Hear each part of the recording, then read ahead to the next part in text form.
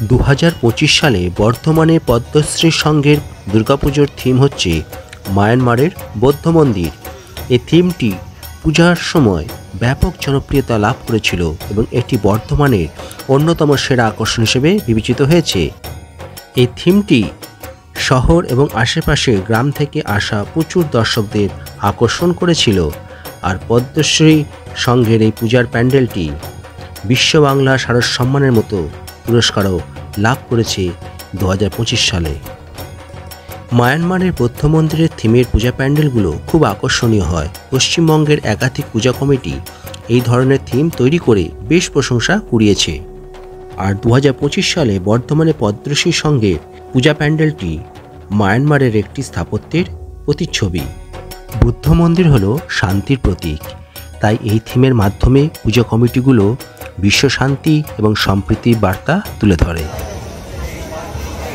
এখন আমি এই মুহূর্তে আছি বর্ধমান শহরের একটা সুন্দর গুরুত্বপূর্ণ পূজা প্যান্ডেল, সেটা হচ্ছে পদ্মশ্রী সংঘের পূজা প্যান্ডেল। কিছুক্ষণ আগে ছিলাম সবুজ সংঘ ক্লাবে, আর সেখান থেকে এখন চলে এসেছি সবুজ সংঘের ঠিক পাশেই অবস্থিত একটা আরও খুব সুন্দর ক্লাব। এখানে প্রতি বছর খুব হাই থিমের পূজা প্যান্ডেল হয়ে থাকে। এবছর দেখতে পাচ্ছ তার ব্যতিক্রম হয়নি। মায়ানমারের বুদ্ধ মন্দিরের আদলে এবছরের পূজা প্যান্ডেলটা তৈরি করা হয়েছে এই পদ্মশ্রী সংঘ ক্লাবে।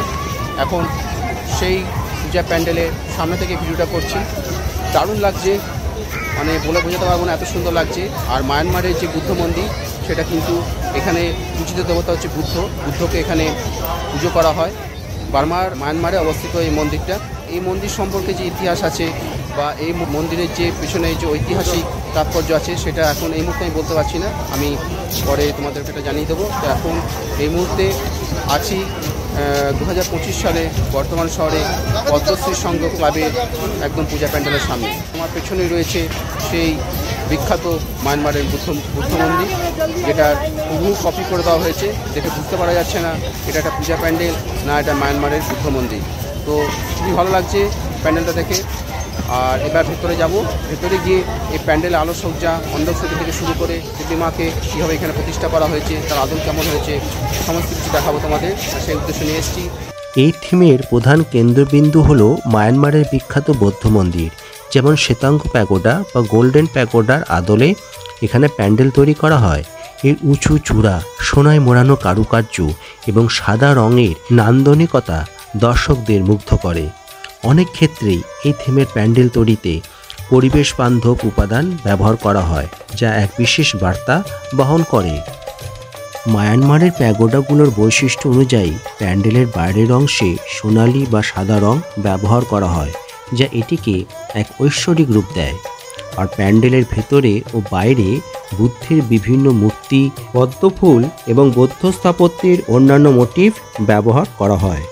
শিল্পীরা এই থিমে বাঁশ এবং অন্যান্য উপকরণ ব্যবহার করে এমন নিখুঁত কারুকার্য তৈরি করেন যে তা মূল মন্দিরের মতোই বাস্তবসম্মত দেখায়। আর প্যান্ডেলের সৌন্দর্য ফুটিয়ে তুলতে রাতে বিশেষ ধরনের আলোর ব্যবস্থা করা হয়। এটি সোনালি বা সাদা প্যাগোডার ঔজ্জ্বল্য আরও বাড়িয়ে তোলে এবং এক মায়াবী পরিবেশ সৃষ্টি করে। বেশ কয়েক বছর ধরে থিমের চমকে কলকাতার পুজোকে টেক্কা দিচ্ছে বর্ধমান শহরের বিভিন্ন পূজা প্যান্ডেলগুলো। প্রতি বছরই কলকাতার বড় পুজোকে টেক্কা দিতে থিমের উপর বিশেষ নজর থাকে বর্ধমান শহরের বিভিন্ন পূজা কমিটির পূজা প্যান্ডেলগুলোর। এবারও কিন্তু তার ব্যতিক্রম হয়নি। বর্ধমানের একটা খুব নামী ক্লাব, সেটা হচ্ছে পদ্মশ্রী সংঘ, এবছর তাদের পুজোর থিমে তুলে নিয়ে এসছে মায়ানমারের বুদ্ধ মন্দিরকে।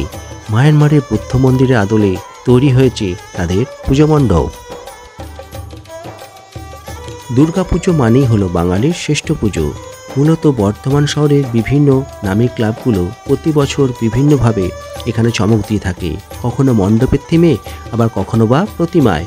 রাজ্য থেকে তো বটেই, রাজ্যের বাইরে থেকেও বহু দর্শনার্থীরা বর্ধমান শহরের পুজো দেখতে ভিড় জমান। আর বর্ধমান জেলার পুজোতেও থিমের চমক এনে যে দর্শনার্থী টানা যায়, তা বর্ধমান শহরের পদ্মশ্রী সংঘ ক্লাব প্রতি বছরই করে দেখায়। বেশ কয়েক বছর ধরে কলকাতার সঙ্গে পাল্লা দিয়ে পুজো মণ্ডপ তৈরি এবং প্রতিমায় চমক দিচ্ছে এই বর্ধমান শহরে পদ্মশ্রী সংঘ ক্লাব।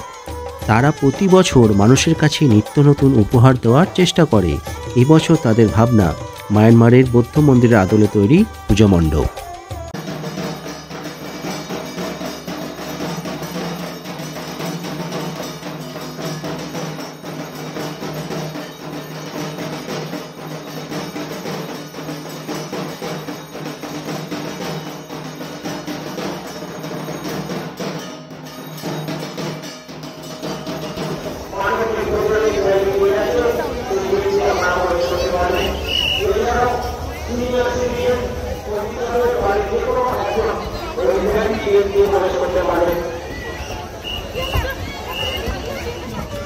দু 2025 সালে বর্তমানে পদ্মশ্রী সংঘ প্রায় 2 মাস আগে থেকে মণ্ডপ তৈরির কাজ শুরু করেছিল। মণ্ডপের বিভিন্ন প্রান্তে রয়েছে বুদ্ধের বিভিন্ন রূপের শিল্পকার্য, পাশাপাশি বস্ত্রশিল্পের ওপর জোর দিয়েছে তারা। পাটকাঠি থেকে শুরু করে চামচ এবং বেলের খোল ব্যবহার করা হয়েছে মণ্ডপের ভিতরের সজ্জায়। বিভিন্ন নামি দামি বস্ত্রশিল্পীদের দিয়ে মণ্ডপ তৈরির কাজ করানো হয়েছে। যেহেতু বর্তমানে রাজ্যে বস্ত্রশিল্প অতি গুরুত্বপূর্ণ, সেই কারণে এবছর সেই শিল্পকে আরও উজ্জীবিত করতে এই চিন্তাভাবনা করা হয়েছে। পাশাপাশি মণ্ডপের ভেতরের সজ্জায় বিভিন্ন পাহাড়ি ফুলও ব্যবহার করা হয়েছে। উদ্বোধনের পর থেকে প্রচুর মানুষের সমাগম দেখা যাচ্ছে এই পদ্মশ্রী সংঘ ক্লাবে, আর সেই কারণে প্রশাসন এবং উদ্যোক্তাদের তরফে বিশেষ নিরাপত্তার ব্যবস্থাও এখানে করা হয়েছে। মায়ানমারের বৌদ্ধ ধর্মের একটি দীর্ঘ ও সমৃদ্ধ ইতিহাস রয়েছে, যা পিউ এবং সোন সভ্যতার সময় থেকে শুরু হয়েছিল।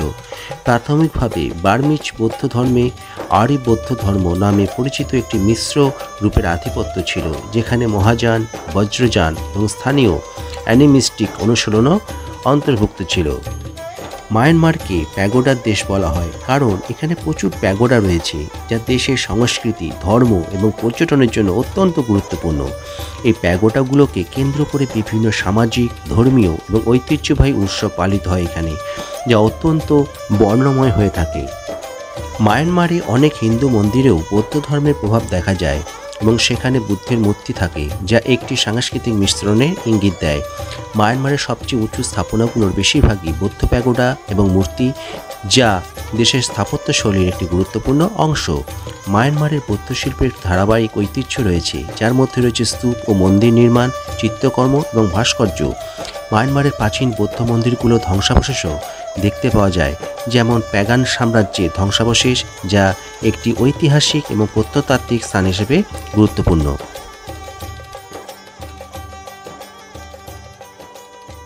পদ্মশ্রী পূজা প্যান্ডেলের একদম ভেতরে চলে এসে দেখতে পাচ্ছ, আর দুর্গা প্রতিমার সামনে দাঁড়িয়ে আছি। আর 2025 সালের প্রত্যেকটা পূজা প্যান্ডেলে মানে আমি যেটা দেখতে পাচ্ছি যে পূজা প্যান্ডেলগুলো কিন্তু ছোটো ছোটো মাপে করা হয়েছে, অর্থাৎ বাইরের গেটটা কিন্তু দেখানো হয়েছে যে থিমের আদলে পূজা প্যান্ডেলটা তৈরি করা হয়েছে, বাইরের গেটটা সেই থিমের উপর দেখানো হয়েছে বেশিরভাগ পূজা প্যান্ডেলে দেখতে পাচ্ছি। কিন্তু ভেতরে যখন ঢুকছি সেখানে নর্মাল যে সাধারণ যে পূজা প্যান্ডেল হয়ে থাকে সেই পূজা প্যান্ডেলই দেখতে পাচ্ছি। অর্থাৎ যেমন এখানে মায়ানমারের যে বুদ্ধ মন্দির দেখানো হয়েছে, বাইরের গেটটা তৈরি করা হয়েছে মায়ানমারের বুদ্ধ মন্দিরের মতো, কিন্তু ভেতরে সিকোয়েন্সটা সাধারণ পূজা প্যান্ডেল যেরকম হয় সেরকম দেখানো হয়েছে। সবুজ সংঘ ক্লাবে গিয়েছিলাম, সবুজ সংঘ ক্লাবে কিন্তু ব্যতিক্রম করা হয়েছে। সবুজ সংঘ ক্লাবটায় যেরকম আমরা কেরালা যখন পদ্মনাভ স্বামী মন্দিরে যাই, বাইরে থেকে পদ্মনাভের স্বামী মন্দিরটাকে বাইরে থেকে যেরকম দেখতে লাগে ঠিক সেরকমই দেখতে লাগছে। শুধু তাই নয়, যখন ভেতরে ঢুকলাম ভেতরের সিকোয়েন্সটা কিন্তু সেই পদ্মনাভ স্বামী মন্দিরের মতোই ফুটিয়ে তোলা হয়েছে। কিন্তু যখন আদার্স আরও যে পূজা প্যান্ডেলের মধ্যে যাচ্ছি, যেমন এখন এতে আছি পদ্মশ্রী সংঘ ক্লাবে আছি, এছাড়া আরও 2-3টা ক্লাবে পূজা প্যান্ডেলে গিয়েছিলাম, সেখানে গেটগুলো কিন্তু হুবহু মানে যে থিমের আদলে তৈরি করা হয়েছে গেটগুলো সেইভাবে তৈরি করা হয়েছে। কিন্তু ভেতরে যখন ঢুকছি পূজা প্যান্ডেলটা কিন্তু সাধারণ মাপের দেখতে পাচ্ছি। হয়তো হতে পারে এবছর 5 মাস 6 মাস ধরে বৃষ্টি হয়েছে, সেই বৃষ্টির কথা চিন্তা করে এবছর উদ্যোক্তারা কিন্তু বড় মাপের পুজো করতে চাননি বা বড় মাপের পুজোর দিকে ঝুঁকি নিতে চাননি, সেটা একটা কারণ হতে পারে। কারণ পদ্মশ্রী সংঘ এবং সবুজ সংঘ দুটো ক্লাবই কিন্তু অত্যন্ত হাই কোয়ালিটির, অত্যন্ত হাই থিমের পূজা প্যান্ডেল করে থাকে প্রতি বছর আমরা দেখতে পাই। এবছর কিন্তু প্রত্যেকটা পূজা প্যান্ডেল দেখতে পাচ্ছি যেগুলো মানে বড় মাপের পূজা মণ্ডপ করে থাকে সেগুলো কিন্তু বড় মাপের পূজা মণ্ডপ করেছে, কিন্তু ভেতরে যে সিকোয়েন্সটা সাধারণ পূজা প্যান্ডেলের মতোই করে রেখেছে। এবং তুলনামূলকভাবে কিন্তু অনেক কম ছোট পূজা প্যান্ডেল দেখতে পাচ্ছি। সেটা হতে পারে এবছর ভারী বৃষ্টি হয়েছে, 5 মাস 6 মাস ধরে টানা বৃষ্টিপাত হয়েছে, সেটা একটা কারণ হতে পারে। এবং বেশিরভাগ পূজা প্যান্ডেলে দেখতে পাচ্ছি হয় ফাইবারের নয় টিন এরম জাতীয় জিনিস দিয়ে বা মেটেরিয়ালস দিয়ে তৈরি করা হচ্ছে, যাতে বৃষ্টি এলে পূজা প্যান্ডেলে কোনোরকম ক্ষতি হতে না পারে বা পূজা প্যান্ডেলটা নষ্ট না হতে পারে বা তার সৌন্দর্য যাতে নষ্ট না হয় সেই কথা চিন্তা করে হতে পারে এবছর 2025 সালে প্রত্যেকটা পূজা প্যান্ডেলের উদ্যোক্তারা সেরকম খরচার দিকে যেতে চাননি, সে একটা কারণ হতে পারে। তো দেখতে পেলাম খুব সুন্দর একটা পূজা প্যান্ডেল 2025 সালে বর্ধমান শহরে পদ্মশ্রী সংঘ ক্লাবে। এবার আমি চলে যাব আমার পরবর্তী পূজা প্যান্ডেল। এখানে অনেকগুলো পূজা প্যান্ডেল হয়। কিরণ সংঘ ক্লাবে পূজা প্যান্ডেল আছে, ইসলামাবাদ ইউথ ক্লাবে পূজা প্যান্ডেল আছে, পুলিশ লাইনে পূজা প্যান্ডেল আছে এবং তার পাশে আছে ঘোড়দৌড়চটি পূজা প্যান্ডেল। তো আজকে এই সবকটা পূজা প্যান্ডেলের ভিডিও কভার করার পরিকল্পনায় বেরিয়েছি।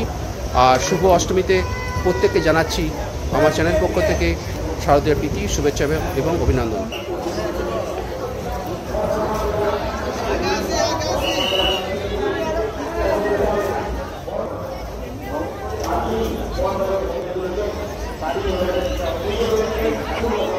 বেরিয়ে এলাম পূজা প্যান্ডেল থেকে, পূজা প্যান্ডেল বাইরে চলে এসেছি।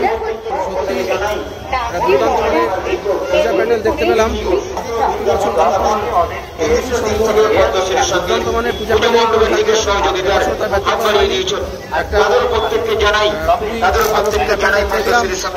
যাচ্ছি আমার পূজা প্যান্ডেলের দিকে। নিউজ 18 বাংলা চ্যানেলের পক্ষ থেকে পদ্মশ্রী সংঘের পুজো এবছর জেলার সেরা পুজো হিসাবে